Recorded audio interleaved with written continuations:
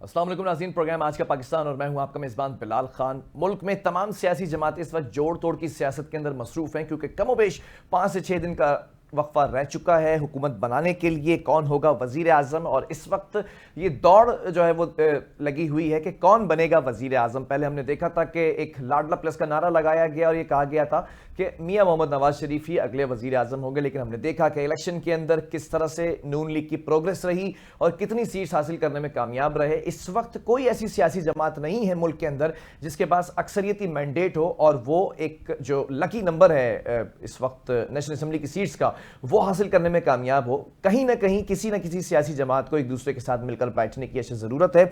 इसी असना के अंदर हम देखते हैं कि पाकिस्तान पीपल्स पार्टी और पाकिस्तान मुस्लिम लीग नून के दरमियान काफ़ी मुशावरती अमल हुआ, जिसके बाद ये बात तय पाई गई है कि आसिफ अली जरदारी साहब को सदर पाकिस्तान का ओहदा दिया जाएगा, जबकि वजारत उज़्मा शहबाज शरीफ साहब को दी जाएगी। और फिर पाकिस्तान पीपल्स पार्टी के जो चेयरमैन है बिलावल भुट्टो जरदारी, उन्होंने ये कहा है कि हम कैबिनेट का हिस्सा नहीं होंगे, वजारतें नहीं लेंगे, अलबत्ता जो वोट कास्ट किया जाएगा वजारत उज़्मा के लिए वो नून लीग के लिए हिमायत हम करेंगे। साथ साथ अगर एमक्यूएम की बात की जाए तो एमक्यूएम का भी हमने देखा कि कल के रोज पीपल्स पार्टी और पाकिस्तान मुस्लिम लीग नून की काफी मुलाकातें रहीं। फिर एमक्यूएम की मुलाकात भी मुतवक्को थी, वो मुलाकात भी होती है। उसके अंदर एमक्यूएम का एजेंडा ये सामने आ रहा है कि 3 नुकात पर बात की जा रही है, जो आईनी तरमीम पर बात की जा रही है। खास तौर पर सबसे पहले ये बात की जा रही है कि जो एनएफसी फंड्स है वो लोकल सतह पर भी डिप्लॉय किया जाए, जो गली महल्ले की सतह तक है, यूसी चेयरमैन की हो, टाउन चेयरमैन की हो, या फिर बल्दियाती नुमाइंदों की अगर बात की जाए तो वहां तक ये फंड्स को मुंतकिल होना चाहिए, और कोटा सिस्टम के ऊपर भी बात की जानी चाहिए। ये तमाम चीजें एमक्यूएम ने अपने मंशूर का हिस्सा रखी हैं डे फर्स्ट से। इसी के साथ प्री अलायंस जो एक इत्तेहाद था इलेक्शन का, वो किया गया नून लीग के साथ। तो देखना यह है कि नून लीग ने एक ऑफर भी की है, कयास आराइयां ये भी हो रही हैं कि सिंध असम्बली का भी हिस्सा बन सकती है एमक्यूएम, या बनना चाहिए, जिसके ऊपर पीपल्स पार्टी ने ये ऑफर मानने से इनकार किया है। क्या अंदर के हकाइक हैं, ये हम आज सवालात करेंगे और जवाबात देंगे। हमारा जो खूबसूरत एक पैनल है वो ज्वाइन कर चुका है हमें।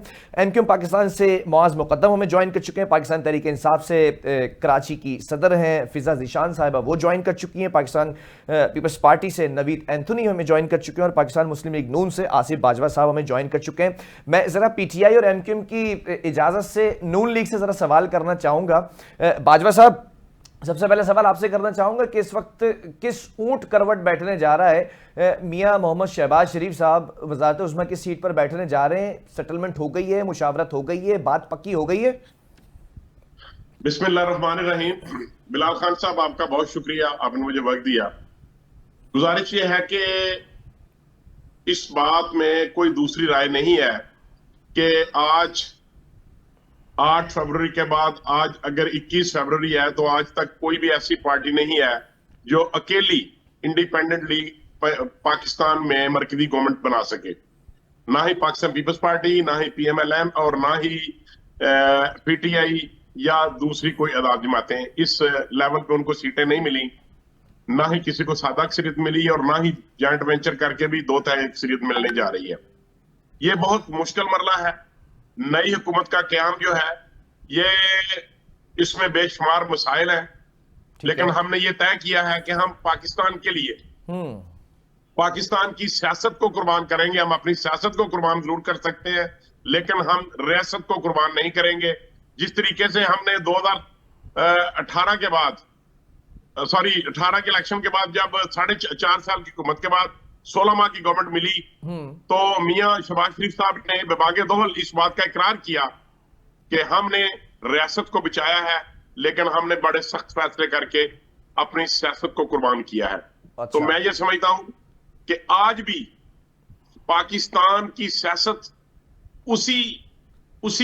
उन्हीं हालात का जो है उसको पेश करना है, उन्हीं हालात के तहत चलने जा रही है, जिसमें पाकिस्तान को बेशुमार मुआशी मामला दरपेश है, बेशुमार मुआशी चैलेंजेस दरपेश हैं, और पाकिस्तान खुदा खास्ता डिफॉल्ट की तरफ जा रहा है।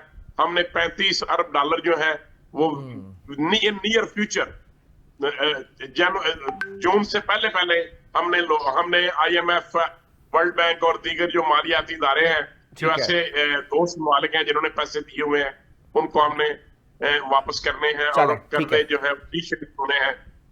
ये पेंडिंग है सारे मामला, जिसके ठीक लिए है, चले मैं जरा इनिशियल कमेंट भी ले लूं, मैं दूसरे लोगों का भी इनिशियल कमेंट लूं। फिजा, जरा जानना चाहूंगा, इस वक्त पीटीआई काफी सरगर्म नजर आ रही है, इत्तेहाद भी हो चुका है, सुन्नी इत्तेहाद काउंसिल हो या मजलिस वहदत मुस्लिमीन हो, लेकिन एक सवाल ये है कि क्या JUIF से किसी किस्म का इत्तेहाद होने जा रहा है? KPK के अंदर मुलाकातें हुई हैं असद कादर साहब की सरबराही में, कोई मुतवक्के है कोई इत्तेहाद? जी अस्सलाम वालेकुम। नहीं बिलाल, अभी तक इस बारे में कोई ऑथेंटिक खबर तो नहीं आई है, लेकिन मुस्लिम इत्तेहाद काउंसिल और सुन्नी इत्तेहाद काउंसिल और MWM के साथ बिल्कुल हैं हमारे, और बिल्कुल आप ये कह रहे हैं सही है, KPK में भी ये हो सकता है कि आगे चल के कुछ चीज सामने आ जाए, अभी बस हो ही जाएगा कि 2-3 दिनों में जो भी चीजें डिसीजन मेकिंग होनी है वो हो जाएगी। लेकिन मैं ये समझती हूँ कि एक ऐसा मैंडेट, इस किस्म की मैंडेट की चोरी जिस तरह की कि अवाम चीख उठी है, आप कहीं जाएं इस वक्त लोग इस कदर अफसरदा, इस कदर उदास है कि उनका वोट जो है वो इस तरह से ले लिया गया कि वो पार्टी जिसकी शान ऐसी थी कि है कि 180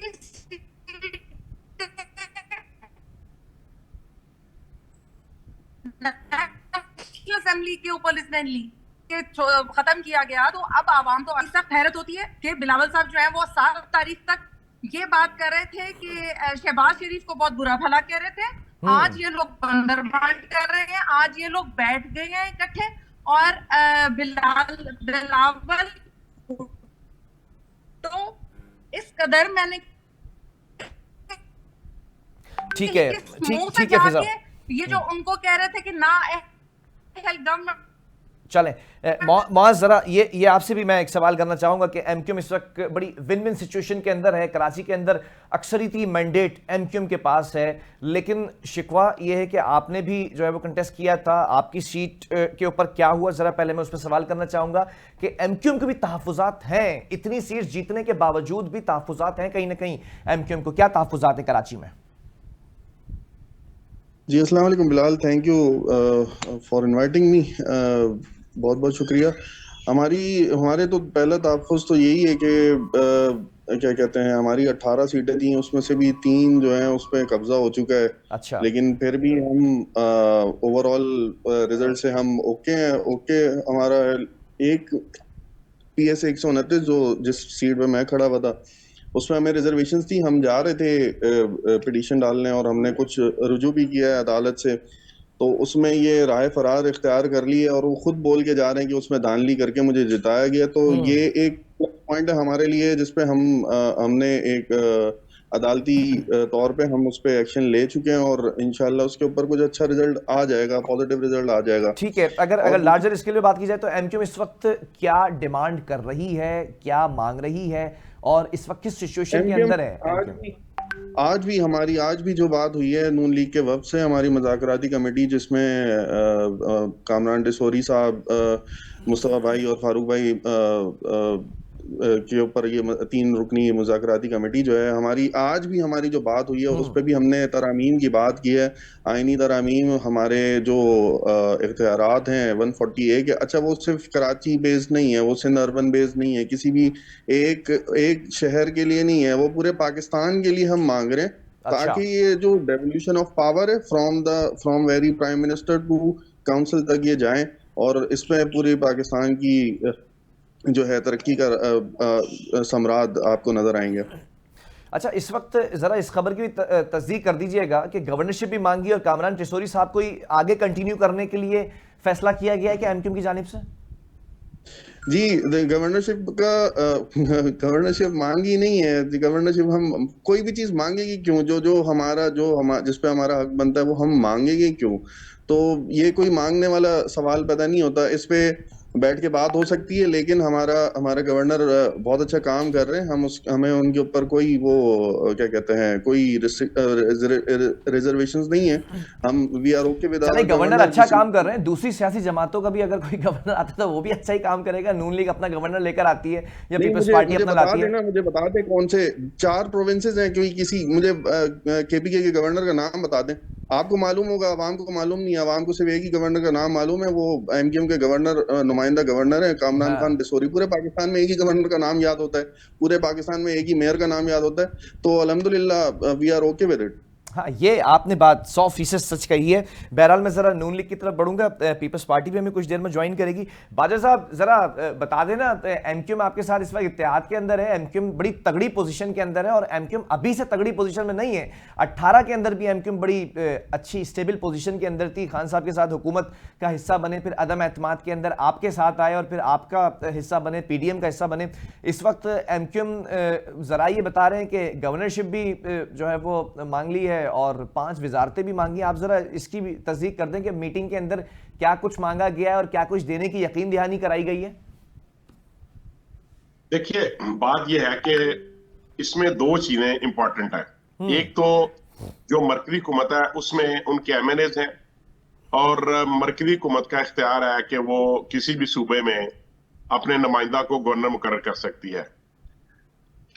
लेकिन मैं ये समझता हूं इससे भी ज्यादा इंपॉर्टेंट जो बात यह है कि अगर एमकेएम के दोस्त जो हैं उनको अवाम ने वोट दिए हैं और वो इलेक्ट होकर के ईवान में पहुंचे हैं, तो उनको ना सिर्फ मरकज में बल्कि प्रोविंस में भी उनको उनका हक मिलना चाहिए, ताकि वो अपने सूबे में जो लोग सूबाई सीट पे मुंतखब हुए हैं वो भी अपना काम कर सकें।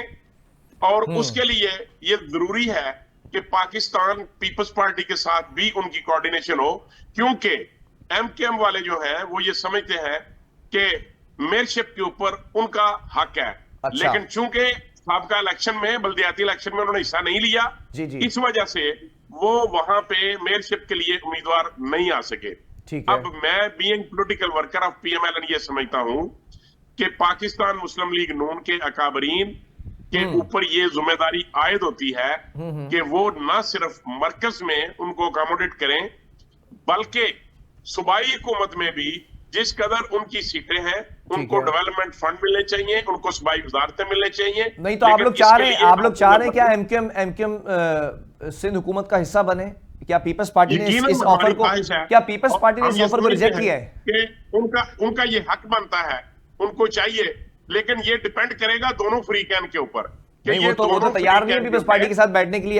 आप लोगों ने क्या ऑफर किए तो पीपल्स पार्टी ने क्या कहा? नहीं, देखें, अगर पाकिस्तान पीपल्स पार्टी या मुत्तहिदा कौमी मूवमेंट आपस में बैठने को तैयार नहीं होंगे, जिस तरीके से बानी चेयरमैन किसी के साथ बात सुनने को तैयार नहीं थे, किसी के साथ बात करने को तैयार नहीं थे, किसी के साथ हाथ मिलाने को तैयार नहीं थे, तो उसका रिजल्ट आपने देख लिया। तो मैं ये समझता हूं कि पाकिस्तान पीपल्स पार्टी और मुत्तहिदा को दोनों जमातों को लचक दिखाना चाहिए और डिप्लोमेटिक तरीके के साथ मुज़ाकरात करें, ताकि आने वाले जो 5 साल हैं उसमें वो अपने जिन लोगों ने उनको वोट दिए हैं, जिनके वो नुमाइंदे मुंतखब हुए हैं, 5 साल के बाद वो ये ना कहें कि हम तो उसमें इख्तलाफ में थे।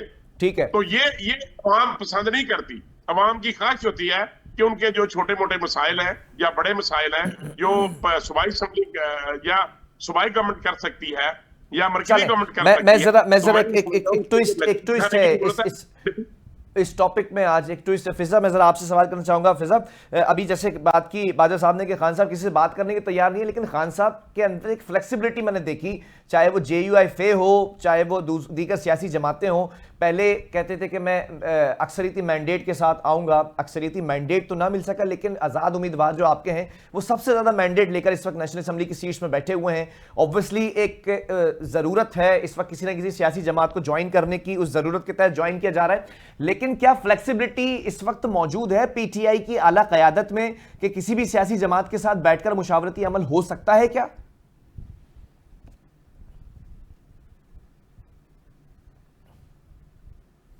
फिजा, मुझे सुन सकती है? ठीक है, फिजा से दोबारा रब्ता करने की कोशिश की जाए। बहरहाल मौज जानना ये चाहूंगा आपसे कि इस वक्त एमक्यूएम जो जिस सिचुएशन के अंदर है, खबर तो ये आ रही है कि 5 वजारतों की जो है वो डिमांड की गई है, लेकिन मुझे याद है आपने भी इंटरव्यू के अंदर मेरे कहा था इलेक्शन से पहले, और आपके दूसरे जो सीनियर लीडरशिप है वो भी मेरे प्रोग्राम में कह चुकी है कि हम किसी किस्म की कोई वजारत नहीं लेंगे इस बार सिर्फ हम नुकात पर काम करेंगे। 3 नुकात सामने रखे हुए, तो क्या ऐसी पॉसिबिलिटी है कि इस बार कोई वजारत ना ली जाए?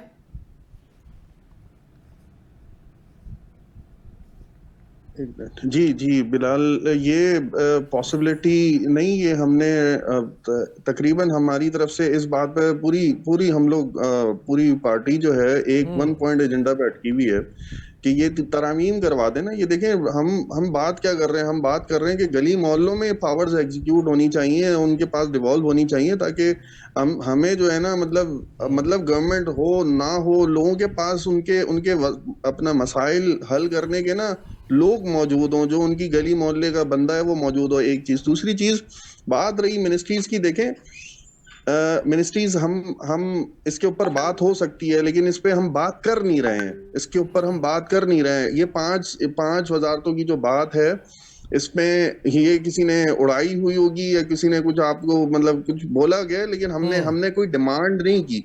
हमारी डिमांड एक ही है, अगर कोई देने के हम मतलब हम अगर नून लीग खुद दे दे 5 वजारतें तो ठीक है, कोई डिमांड नहीं है। नहीं, अव्वल तो खैर जाहिर सी बात है, नून लीग के पास एक मैंडेट है, वो तो ऑब्वियसली पहले अपने लोगों को प्रिफेयर करेंगे और उनके पास उनका राइट बनता है। इस पे कोई बहस नहीं है। हाँ, हमारी हम लोग एक बात पे हम अटके हुए हैं, और हम हर किसी से अटके हुए हैं कि जिसने भी बात करनी है वो इस पॉइंट पे बात कर ले, हमसे आईनी तरमीम पे बात कर ले, चाहे वो पीपल्स पार्टी हो चाहे वो नून लीग हो। हम देख लेंगे हमने फिर किसके साथ। अच्छा, आप लोग पीपल्स पार्टी के साथ बैठने के लिए तैयार हैं सिंध हुकूमत में? देखिए, मैंने पहले भी एक प्रोग्राम में ये बात बोली है, मैं अभी भी फिर से मैं रिपीट करना चाहूंगा। बिल्कुल, मुझे बहुत अच्छी लगती है बात कि मेरी उम्र से ज्यादा एमकेएम की उम्र है ना, तो मैंने तो यही देखा है कि हमेशा हमारे पास ही लोग आए हैं अपनी गवर्नमेंट बनाने के लिए। तो ये जब ये पीडीएम बनी थी तब भी ये लोग हमें वजारत ऑफर कर रहे थे और हमारे पीछे लगे हुए थे कि आप लोग आए, और कुछ मिनिस्ट्रीज हैं जो कि उनसे नहीं चलाई जा रही, वो आगे चला लें। हम अटके हुए थे, हमने असूली सियासत की। अभी आसिफ साहब कह रहे थे कि हम जो है ये बल्दियात से हम बाहर नहीं, हम बल्दियात के आखिरी दिन तक हम अटके हुए थे, असूलों पे अटके हुए थे कि भाई 140A को डिफाइन करे, 140A के जो मजीद उसके जो पोर्शंस बनते हैं वो उसको कानूनी तौर पर उसको एक्ट पे, लोकल बॉडीज एक्ट पे लेकर आए। और दूसरी चीज हमने ये कहा था कि जो 73 यूसीज हैं उनको इंडोर्स करवाएं ताकि इक्वल डिस्ट्रीब्यूशन ऑफ रिसोर्सेज हो। तो हम तो अभी भी असूली सियासत कर रहे हैं, और पहले भी हमने यही बात सामने रखी थी। We are not greedy about the ministries, और ये लीडरशिप से लेके नीचे कारकुन तक कोई भी इस बात पे कोई दो राय है ही नहीं कि वी नीड सम मिनिस्ट्रीज और समथिंग लाइक दैट। नो, हम अभी भी हम चाहते हैं कि आईनी तरमीम हो और ऐसी हो एक पाकिस्तान का शहरी उससे मुस्तफीद हो। ठीक है बाजा साहब, जरा एक सवाल है आपसे। मियां साहब वजीर आजम के कैंडिडेट थे, अब नहीं है, अब शहबाज शरीफ साहब हैं, फिर मरियम बीबी जो है वो सीएम कैंडिडेट हैं। रास्ते हमवार हैं मरियम बीबी के लिए पंजाब में सीएम के लिए, कोई रोड़े तो नहीं अटकाएगा? देखिए, पंजाब में बहुत बड़ी अक्सरियत के साथ हमें अवाम ने मैंडेट दिया है, और उसके बाद जब स्पेशल सीट्स आएंगी और माइनॉरिटीज की सीट्स आएंगी तो फिर हम 200 से ऊपर 232 के लगभग चले जा रहे हैं। ठीक है, तो मेरा कहने का मकसद ये है कि कतई तौर पे जितनी बड़ी अक्सरियत हमारे पास है, जितने हमारे एमपी मुंतखब हो चुके हैं, हमें तो बिल्कुल ऐसी कोई प्रॉब्लम नहीं है कि कोई 1-2 वोट की अक्सरियत से हम गवर्नमेंट बनाने जा रहे हैं। हम वादे अक्सरियत के साथ और इंशाल्लाह 2/3 मेजॉरिटी के साथ हम ये गवर्नमेंट बनाएंगे पंजाब की, और इंशाल्लाह जिस तरीके से। अच्छा, आप लोग की साख को नुकसान तो नहीं पहुंचा पिंडी कमिश्नर की प्रेस कॉन्फ्रेंस के बाद? फिर वो इस्लामाबाद की 3 सीटें, तीनों का जो है वो रिजल्ट चैलेंज हो गया आपके उम्मीदवारों का। देखें, मैं अर्ज करूं, अगर हमारे खिलाफ तो 35 पंक्चर की बात भी की गई, और हमारे खिलाफ इसके बाद उससे पहले भी आपको इल्म है कि कोई भी एक ऐसा आप इलेक्शन नहीं दिखा सकते जिसके ऊपर जो कंट्रोवर्शियल ना हुआ हो। और ये एक बात मैं बड़े वसूख से कह सकता हूं कि हर इलेक्शन में जीतने वालों ने भी और हर इलेक्शन में हारने वालों में भी एक दूसरे के ऊपर इल्जाम लगाया। मिसाल के तौर पे ये कहते हैं पीटीआई वाले कि जी ये इलेक्शन रिग्ड है और इलेक्शन कमीशन को रिजाइन करना चाहिए। तो ये, लेकिन ये कहते हैं कि केपी में जो इलेक्शन हुआ है ना वो बिल्कुल दुरुस्त हुआ है और वहां नहीं है कोई ऐसी बात। ठीक है। लेकिन पंजाब में जो इलेक्शन हुआ है जहां वो हार रहे हैं, जहां वो हारे हैं, वो कहते हैं यहाँ पे रिग्ड इलेक्शन हुआ है इसलिए। हाँ, मैं पूछ लेता हूँ फिजा, जरा सवाल करना चाह रहा हूँ ये कि आपको मेरी आवाज आ रही है फिजा? जी आ रही है। ठीक है फिजा, सवाल ये है कि इस वक्त खान साहब के ऑर्डर्स क्या हैं कि किस तरह से हुकूमत बनाने की जो बातें की जा रही थी, गौहर साहब ने भी कहा था कि हम हुकूमत बना लेंगे, फिर केपीके का कहा, फिर बलूचिस्तान का भी कहा उन्होंने। इस वक्त कौन कौन से सूबों के अंदर आप हुकूमत बनाने की पोजीशन के अंदर हैं, जरा पहले इस पर सवाल कीजिएगा, फिर मैं खुसूसन आपसे कराची पे भी करूंगा क्योंकि आप कराची के सदर भी हैं तो उस पर भी एक सवाल करूंगा। पहले जरा इस पर कॉमेंट कीजिए, पीटीआई का नैरेटिव क्या है इस पर? जी अभी तो चीजें जो है बहुत डाइल्यूट है और हम लोग देखिए, हम लोग करते हैं असूल की और नजरियाती सियासत है हमारी। हमें और हर हमारे वोटर को जिसका के वोट इस दफा चोरी हुआ, उन सबको बहुत अच्छी तरह पता था कि कितनी हिंड्रेंसेस आई, उसमें बल्ला छीन लिया गया, उसके बाद फिर भी लोगों ने ढूंढ के माशाल्लाह माशाल्लाह मैं कहती हूँ अवाम ने इमरान खान का हक अदा कर दिया। अच्छा। और उनकी नियत का, उनकी मोहब्बत का, उनकी वफादारी का कौम ने पूरी वफा निभाई।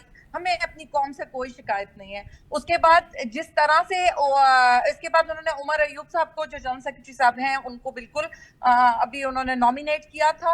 लेकिन आपको पता है सियासत में पल पल बदलती सिचुएशन है। मैं इस वक्त कोई भी बात, कोई कमेंट इसलिए नहीं करूंगी। भाई आपके शुएब शाहीन साहब कह रहे हैं, आपके शुएब शाहीन साहब कह रहे हैं कि बात करने दें बिलाल प्लीज। जी जी जी। मैं यही बात करना चाह रही थी कि अफसोस इस बात का होता है कि ये जो इस वक्त गवर्नमेंट बनाने के लिए बैठ गए हैं एक साथ, उनको वो मतलब उन अवाम के लिए उन्होंने अभी भी क्या सोचा है। जैसे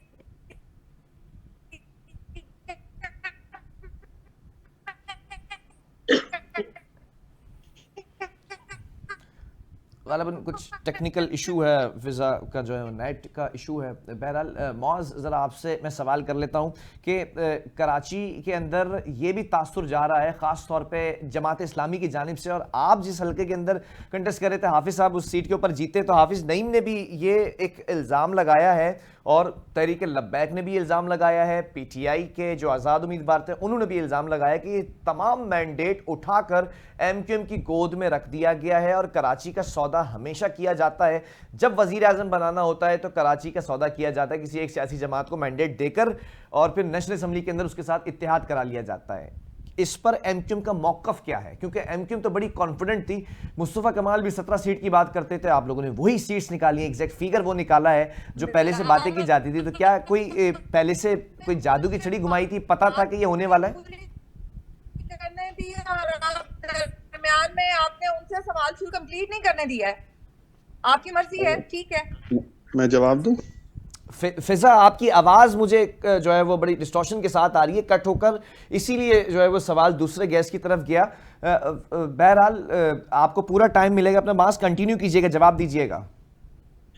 अच्छा, ये मुस्तफा भाई जो बात कर रहे थे ना, वो 18 सीटों की सिर्फ कराची की बात करते थे और 2 हमारी हैदराबाद की बात करते थे और दीगर हमारी 22 सीटों की टोटल बात होती थी। जब भी बात होती थी हमारे अपनी प्रेस कॉन्फ्रेंसेस में हो गई, हमारी तकरीरों में होकर सुन लें तो हम 22 सीटों की बात करते थे, हम 17 सीटों की बात नहीं करते थे। तो ये कोई ना शॉकिंग तो हमारे लिए भी है ना। अच्छा, और दूसरी चीज ये कि एमक्यूएम अभी 1 साल पहले तो 2 साल पहले तो नहीं बनी। एमक्यूएम का तो मैंडेट 2018 में भी चोरी हुआ था, हम तो सारी अदालतों में खड़े हुए थे, हम तो सारा अपना मैंडेट लेकर हम इलेक्शन कमीशन भी गए, हम जहां पे ट्रिब्यूनल्स बने वहां पे गए। हम तो अभी आपको क्या बताऊं, वो मैं आपको ऑर्डर दिखा सकता हूं, अभी आप आए हमारे पास तो मेरे इलेक्शन सेल में तो वो ऑर्डर महफूज रखे हुए हैं कि जो जिन सीटों पे हम लोग को हराया गया था वो फिर हम लोग जीते भी हैं, वो बाकायदगी से कोर्ट्स में हम लोग वो केसेस भी जीते।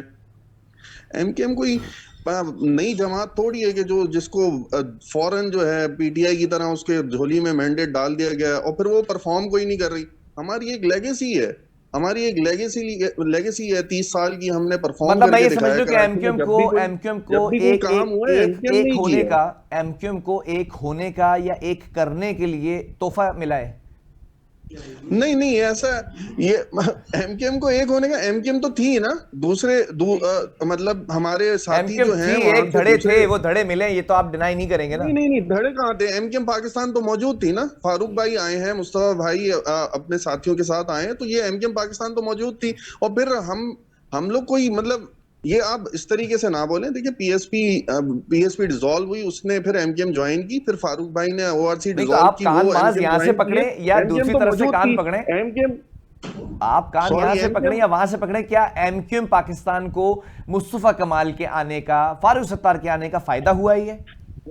नहीं तो 2018 में फिर हमें किस चीज की सजा मिली थी? आप ये बोलना चाह रहे हैं कि 2018 में हमें किसी चीज की सजा मिली थी? ऐसा नहीं कि ना बात कहीं और चले जाएगी ना। नहीं, जरा ये इसको कोई क्लियर कर लेना। मतलब ये अगर सजा मिली थी तो क्या ये तोहफा मिला है? नहीं नहीं, मैं आप ये बात रख रहे हैं ना कि तोहफा मिला है, तो फिर मैं पूछ रहा हूं आपसे क्या क्या वो 2018 में हमें कोई सजा चले दी गई थी? मैं अपने अल्फाज को ऐसा नहीं, और ओवर सिंप्लीफाई कर गुड्डे देता गुड़िया का हूं। खेल मैं नहीं है ना, अपने लफ्जों गुड्डे को गुड़िया ओवर के हमने सिंप्लीफाई कर देता हूं। मैंने कहा कि क्या एमक्यूएम एक नहीं थी, एमक्यूएम एक हुई है, तो ये तोहफा मिला है अवाम की तरफ से। ये बिल्कुल ऐसा ही है। एक अवाम का एतमाद जो अच्छा। जो आप एतमाद जो हाँ। अवाम का एक आप अपना बहुत ज्यादा शेकी था, वो उन्होंने हमें दिया है। चलें, और ठीक है, यही ठीक है, ठीक है। जरा बाजवा साहब, मैं चाहूंगा कि एक कमेंट में फिजा से ले लूं ताकि फिजा भी जो है वो नाराज ना हो। उनका नेट जो है बड़ा मसला है। फिजा, आपको आवाज आ रही है? जी आ रही है। फिजा, जरा एक सवाल आपसे, फिर आप अपना कमेंट भी कंप्लीट कीजिएगा जो आवाम नहीं सुन सकी। कमिश्नर जो पिंडी हैं, उनकी कॉन्फ्रेंस, उसकी जो प्रेस कॉन्फ्रेंस है, उसके बाद बड़ा तहलका मचा, फिर वो बात चीफ जस्टिस तक भी गई, बात commissioner election commission of Pakistan तक भी गई। ये तमाम चीज़ें एक तरफ हैं, लेकिन आप लोग उन हलकों के अंदर जहां पर हारे हैं, जहां मैंडेट का इशू आ रहा है, वहां पर तो आवाज़ उठा रहे हैं, लेकिन एक तरफ आप ही के आज़ाद उम्मीदवार जो है वो सबसे ज़्यादा मेजोरिटी के अंदर हैं। तो एक तरफ आप लोग कहते हैं कि धांधली ज़्यादा इलेक्शन है, तारीख का सबसे बड़ा, और दूसरी तरफ आप लोगों ने मेजोरिटी वोट्स लिए। अगर इतनी धांधली थी तो फिर मेजोरिटी वोट्स तक पहुंचे कैसे आप लोग? मेजॉरिटी वोट्स तो जाहिर है अवाम ने दिया है, लेकिन वोट्स चोरी हो गए हैं। ये बात आपको समझ नहीं आ रही है? यहाँ पे 22 हलकों में से 19 सीट्स हमारी, और सारी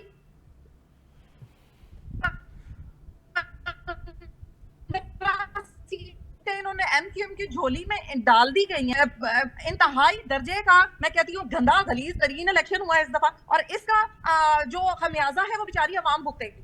अवाम इस तरह भुगतेगी कि इस तरह की महंगाई अब सर तोड़ आ रही है ना सामने। तो मेरी बात उस वक्त, वो कमेंट कंप्लीट नहीं हो रहा था, मैं यही बात करना चाह रही थी कि आखिर बनाने लगे हैं, तो नून लीग से उन्होंने ये कौन सी शर्तें रखी? क्या अवाम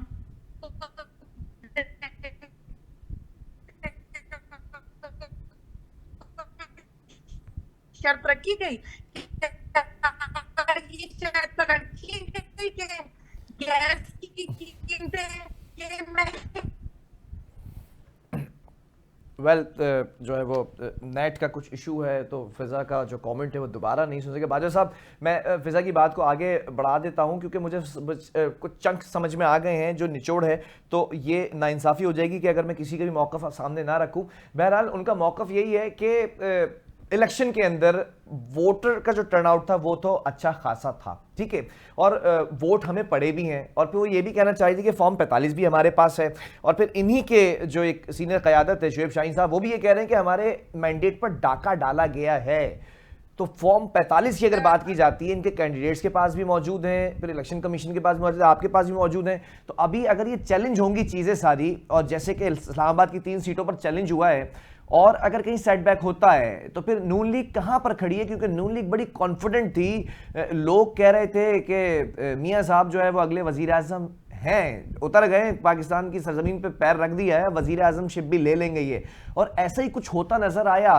7-8 फरवरी को इलेक्शन होते हैं, और फिर रिजल्ट बनाने में, रिजल्ट जारी करने में एक तवील अरसा गुजर जाता है। ये तासुर जाता है। इंटरनेशनली भी जो इस वक्त मीडिया है वो ये रिपोर्ट कर रहा है कि ऐसा लग रहा है कि इलेक्शन को नताइज को तब्दील किया जा रहा है किसी एक सियासी जमात के फेवर में। इन तमाम चीजों को कैसे काउंटर करेगी नून लीग अगले आने वाले कुछ महीनों के अंदर हुकूमत बनाने के बाद भी? मैं अर्ज करता हूं जी। देखिए, पहली बात तो यह है, मैंने इससे पहले भी सेगमेंट में ये अर्ज किया कि पाकिस्तान की तारीख का कोई भी इलेक्शन उठा के देख लें, कोई भी ऐसा इलेक्शन नहीं है जिसको कंट्रोवर्शियल ना कहा गया हो। नंबर 1। नंबर 2, देखें, जिस दिन 8 फरवरी को इलेक्शन हो रहे थे तो उससे पहले एक एसओपीज जो थे, एक प्रोटोकॉल जो था वो बनाया हुआ था ईसीपी ने कि कोई भी टीवी चैनल या कोई भी प्राइवेट चैनल किसी भी तरीके से किसी भी उम्मीदवार का जो रिजल्ट होगा उसको फौरी तौर पे वो टीवी स्क्रीन के ऊपर शाया नहीं करेंगे, अनाउंस नहीं करेंगे। उन्होंने कहा कि सब लोग, तमाम टीवी चैनल पैमरा से रिजल्ट लेंगे और जो रिजल्ट हम देंगे वो आप आगे उसको ट्रांसफर करेंगे। लेकिन मेरे तमाम दोस्तों ने उस चीज को बाला ताक रखते हुए डायरेक्टली जो किसी भी पार्टी के जो भी रिजल्ट्स थे जो गैर हतमी और गैर तस्दीक शुदा थे उनको अनाउंस करना शुरू कर दिया। मेरी बात आ रही है आपको? जी जी बिल्कुल आ रही है। अच्छा, उसके बाद क्या हुआ कि जब करीबी पोलिंग स्टेशन के रिजल्ट आना शुरू हो गए और जब जो लोग दूर दराज के थे और उस दिन वो बंद थी, नेट सर्विस भी बंद थी, उस वजह से उसमें तखीर होना शुरू हुई। ठीक है। अब मैं बात करता हूं कि 2018 के इलेक्शन ले लें, 2013 के ले लें, 2008 के ले लें, 3-3 दिन 4-4 दिन हर इलेक्शन में 3-3 दिन के बाद, 4-4 दिन के बाद, 2-2 दिन के बाद इलेक्शन के जो रिजल्ट थे वो कंपाइल किए गए। ठीक है। और मुश्किल मतलब ये तासुर सही था ना कि जो जिस स्क्रिप्ट पर खान साहब आए थे उसी स्क्रिप्ट पर मियां साहब चल रहे हैं? नहीं, मैं अर्ज कर रहा हूं बिल्कुल ये तासर नहीं है, लेकिन इस दफा चूंकि ये ताजा सी बात है इसलिए ये इंप्रेशन पैदा किया जा रहा है। और आपको ये भी साबित हो गया होगा कि जो कमिश्नर थे, कमिश्नर जो लियाकत चड्ढा साहब थे, उनके पीछे कौन था और कौन मास्टरमाइंड था, ये सब चीजें वक्त के साथ साथ वादे हो रही हैं। ठीक है, इस पर भी डिस्कशन करेंगे। बहरहाल इस वक्त प्रोग्राम का वक्त जो है वो दामन वक्त में गुंजाइश कम रहेगी, इस पर भी बात करेंगे। Thank you so very much. जो है आसिफ बाजवा साहब हमारे साथ मौजूद थे, माज मुकद्दम थे, फिजा ज़ीशान भी हमारे साथ मौजूद थी। बहरहाल अब देखना यह है कि इस वक्त हुकूमत बनाने के लिए जो मुशावरती अमल हो रहा है, क्या लिया जाएगा, क्या दिया जाएगा, ये वक्त बताएगा। देखना यह कि कौन सी सियासी जमात इस वक्त सबसे ज्यादा स्ट्रॉन्ग पोजीशन के अंदर है। अल्लाह हाफिज।